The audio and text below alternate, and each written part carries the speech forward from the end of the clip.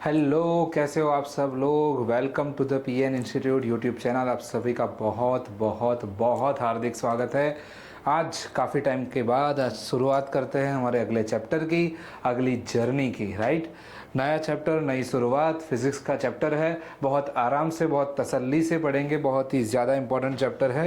Right, तो चलिए बिना देरी के शुरुआत करते हैं हमारे नेक्स्ट चैप्टर, जो कि होगा हमारा chapter number 9, reflection and refraction के साथ। ठीक है, चलो मेरे साथ ये चैप्टर की शुरुआत करते हैं। राइट, चलिए, तो ये है हमारे कुछ चैप्टर के बारे में बेसिक बातें कि ये लाइट रिफ्लेक्शन क्या होता है, रिफ्रैक्शन क्या होता है।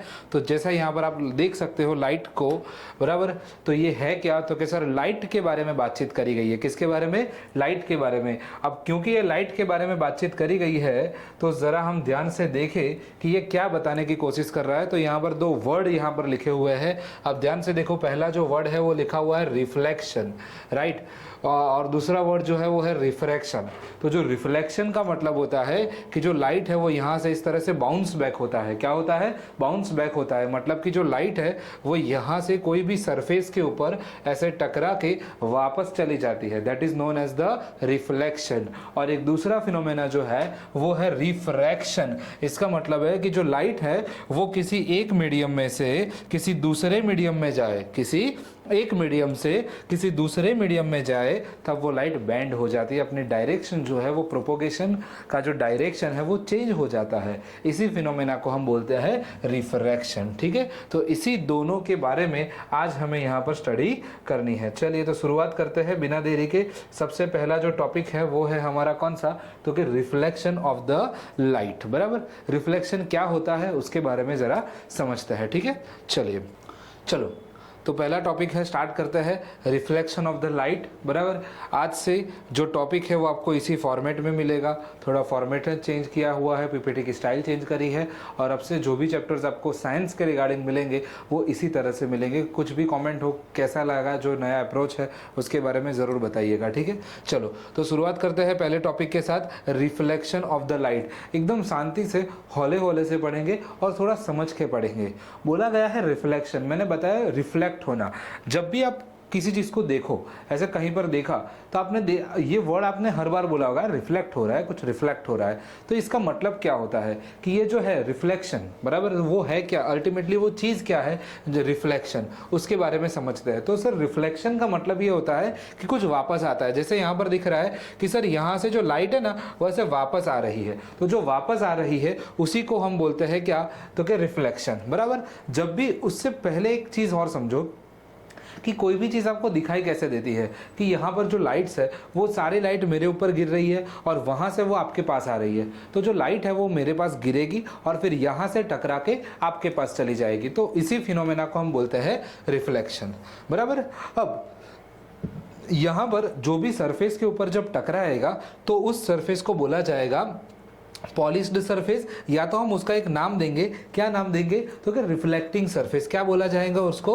Reflecting surface. क्या बोलते हैं बेटा? Reflecting surface. और इस रिफ्लेक्टिंग सरफेस में हम ज्यादातर किसका यूज करने वाले हैं? मिरर का यूज करने वाले हैं। अपने घर में होगा मिरर, बराबर, ऐसा ही एक मिरर यहाँ पर है हमारे पास। तो आप देख सकते हो डायग्राम के अंदर कि जैसे ही एक लाइट जो है वो एंटर कर रही है तो वो सामने टकरा के वापस चली जाएगी यहाँ से इस तरफ। तो ये जो लाइट एंटर कर रही है, जो आ रहा है, इन हो रहा है, तो जो इन हो रहा है उसी को हम क्या बोलेंगे? Incident ray. क्या बोलेंगे? Incident ray. और जो बाहर जा रहा है मतलब टकराया और देन गोज ऑफ, बराबर, बाउंस बैक होने के बाद जो चला जाएगा उसको हम बोलेंगे रिफ्लेक्टेड रे। तो जो एंटर हुआ दैट इज इंसिडेंट रे, और जो बाउंस बैक हो गया, बाहर गया, that is called the reflected ray. Clear? और इन दोनों पॉलिश्ड सरफेस के साथ जो बीच में एक परपेंडिकुलर जगह पर एक सरफेस बनाएगा, उस जो बीच में जो परपेंडिकुलर लेवल पर जो एक लाइन है, जो कि एक परपेंडिकुलर है, उस लाइन को क्या बोला जाएगा? उस लाइन को बोला जाएगा नॉर्मल। क्या बोला जाएगा? नॉर्मल। तो तीन टर्म आपने सीखे, इंसिडेंट रे सीखा, फिर रिफ्लेक्टेड रे सीखा, और एक नॉर्मल। जो लाइट एंटर कर रहा है इंसिडेंट रे, जो लाइट बाहर जा रहा है रिफ्लेक्टेड रे, और जो लाइन जो मिरर के परपेंडिकुलर में है that is called the normal. तीनों चीजें क्लियर हो गई। अब एक दो टर्म और सीखते हैं, दो एंगल। आपको ये पता होना चाहिए कि एंगल किसे बोलते हैं। मैथ्स में आपने पढ़ा होगा कि एंगल बोलते किसे हैं, बराबर। तो एंगल का मतलब होता है दो लाइन के बीच में, बराबर। जो एंगल जो है वो कहाँ पर होता है बेटा, दो लाइन के बीच में होता है, राइट। तो यहाँ पर हमें दो लाइन दिख रही है, एक ये वाली और एक ये वाली, बराबर। तो ओके, एक मिनट,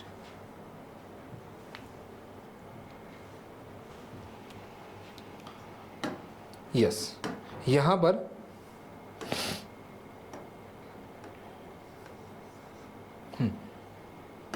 तो आपको यहाँ पर एक लाइन एंटर करती हुई दिख रही है, इंसिडेंट रे, और एक लाइन बाहर जाती दिख रही है, रिफ्लेक्टेड रे। और ये जो बीच में है वो है हमारी परपेंडिकुलर नॉर्मल वाली लाइन, बराबर।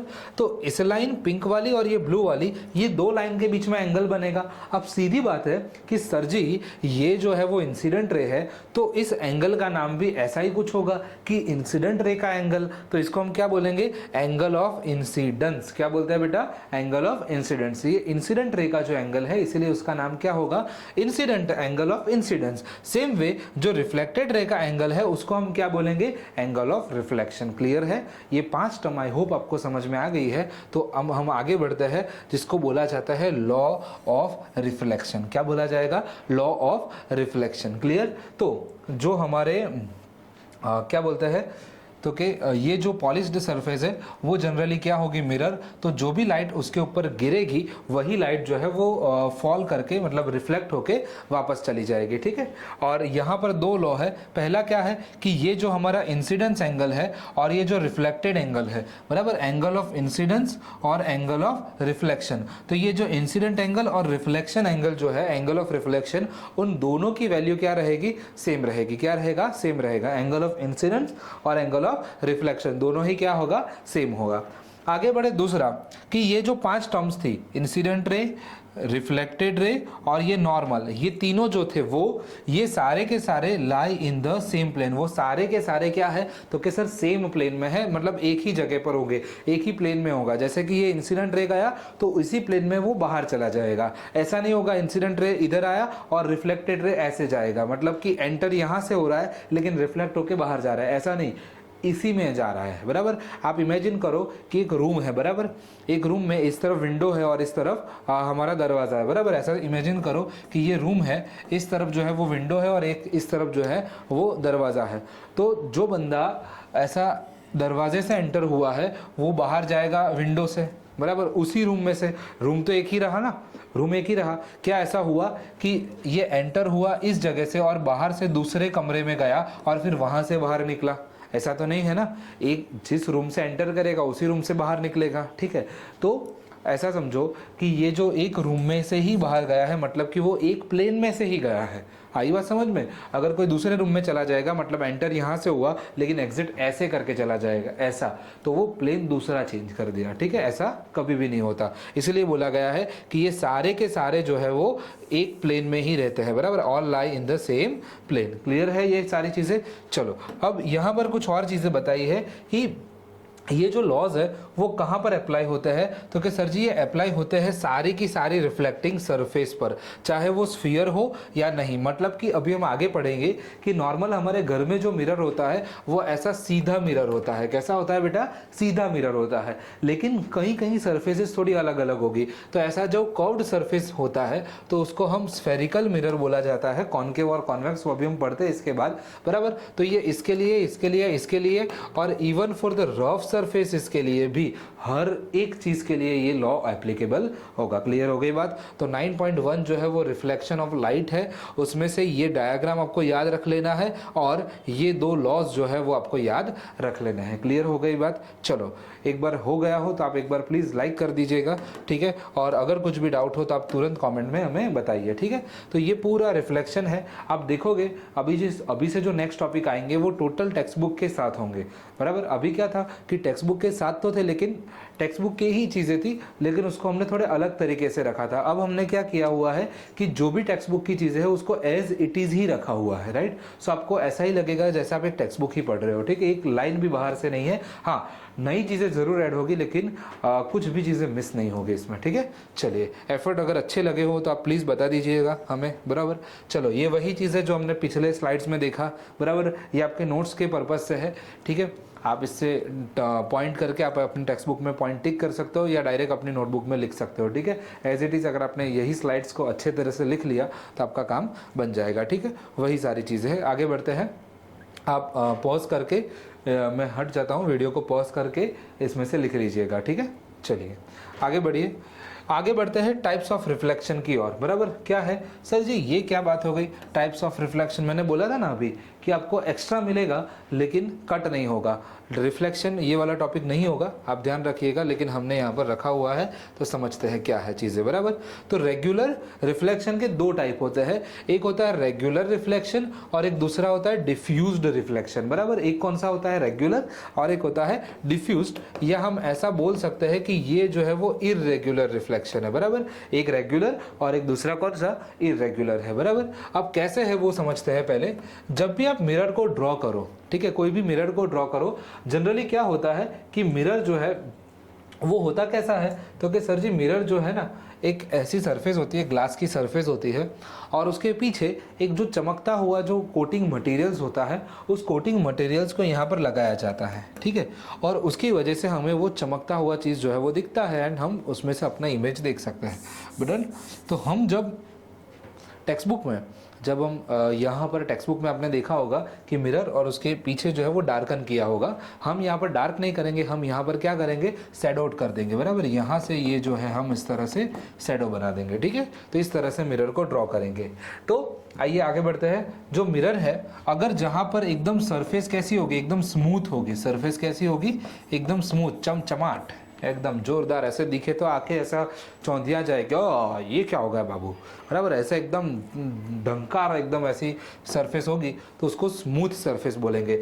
और ऐसा हमारे जीवन की तरह अगर सरफेस होगी, ऊंची नीची, बराबर, ऐसी अगर कोई सरफेस हुई तो उसको क्या बोलेंगे, रफ सरफेस बोला जाएगा। क्या बोला जाएगा बेटा जी, रफ सरफेस। तो जो एकदम जोरदार है तो उसको बोला जाएगा स्मूथ सरफेस, और एक थोड़ी ऐसे ऊपर नीचे है उनको बोला जाएगा रफ सरफेस।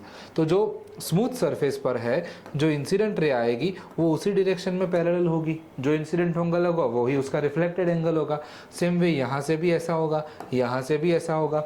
वहीं पर रफ में क्या होगा, इधर से आया कहीं और चला जाएगा, इधर आया कहीं और चला जाएगा, इधर आया कहीं और चला जाएगा, एकदम अनइवन होगा, बराबर। तो रिफ्लेक्टेड रे यहाँ पर एकदम कैसे होंगे, एकदम परफेक्ट होंगे, यहाँ पर कैसे होंगे, रफ होंगे। तो टॉपिक से समझते हैं कि जो रेगुलर रिफ्लेक्शन होता है उसमें क्या होगा, सरफेस जो है वो स्मूथ होगी, जबकि इररेगुलर या डिफ्यूज्ड रिफ्लेक्शन में सरफेस जो है वो कैसी होती है, रफ सरफेस होती है, जैसा हमने बताया, बराबर।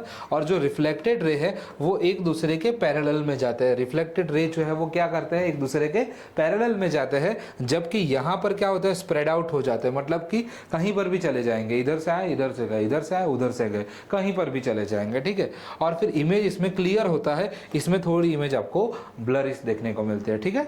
चलो, तो ये जो है वो हमारी रिफ्लेक्शन के बारे में कहानी है। आगे थोड़ा बढ़ते हैं कि प्लेन मिरर के बारे में समझते हैं। तो जैसे ही मैंने बताया कि प्लेन मिरर में क्या होता है, तो कि प्लेन मिरर मतलब हमारा जो घर का जो मिरर है वो, अगर हम उसको जरा थोड़ा प्रॉपर तरीके से देखें तो कुछ ऐसा होगा, समझो एकदम स्ट्रेट सीधा, ओके। तो उसको क्या बोलते हैं, प्लेन मिरर बोला जाएगा, ठीक है। चलो, उस प्लेन मिरर में किस तरह की इमेजेस फॉर्म होती है उसके बारे में पढ़ते हैं। तो सबसे पहले उसमें जो भी इमेज क्रिएट होगी वो इमेज कैसी होगी, वर्चुअल एंड इरेक्ट इमेज होगी। कैसी इमेज होगी बेटा, वर्चुअल एंड इरेक्ट इमेज होगी, ठीक है।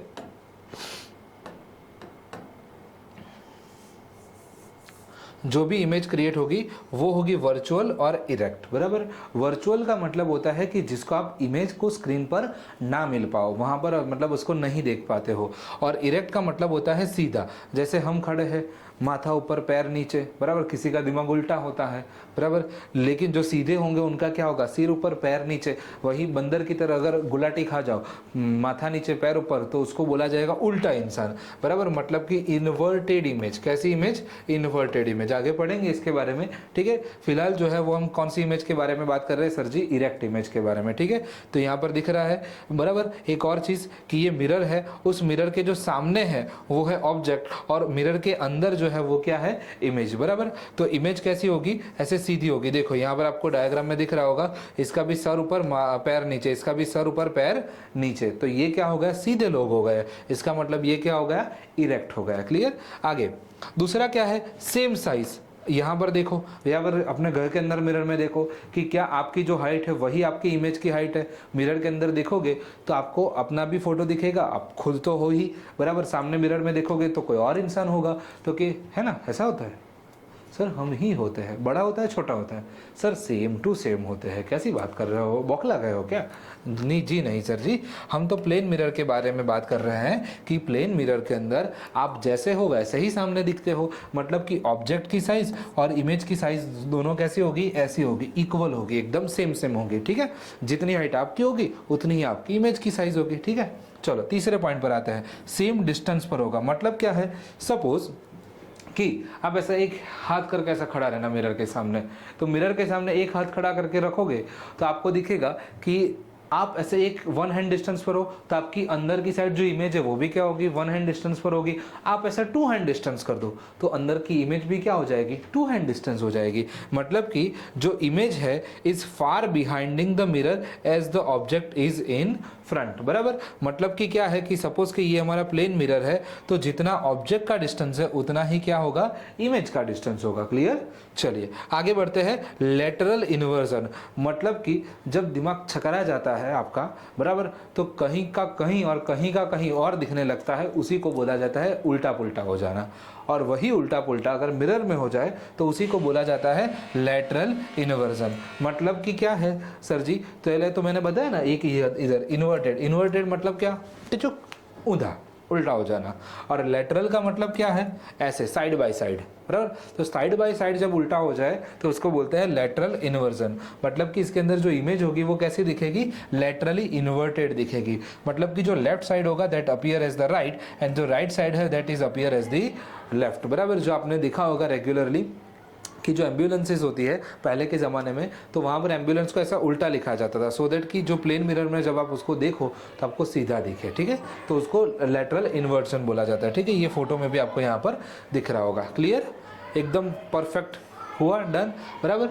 चलो, तो ये हमारी कहानी थी प्लेन मिरर के बारे में, ठीक है। यही कहानी आपको टेक्स्ट बुक के वर्ड्स के फॉर्म में यहाँ पर मिल जाएगी, ठीक है। इसी को आप नोट डाउन कर लीजिएगा ताकि आपका काम हो जाएगा। अगले लेक्चर से हमारी नई कहानी स्टार्ट होगी स्फेरिकल मिरर की, ठीक है। तब तक 9.1 अच्छे से परफेक्ट रिवाइज करिएगा, और कल के लेक्चर में मिलते हैं अगेन 9.2 के साथ नई कहानी और कुछ नया सीखते हैं, ठीक है।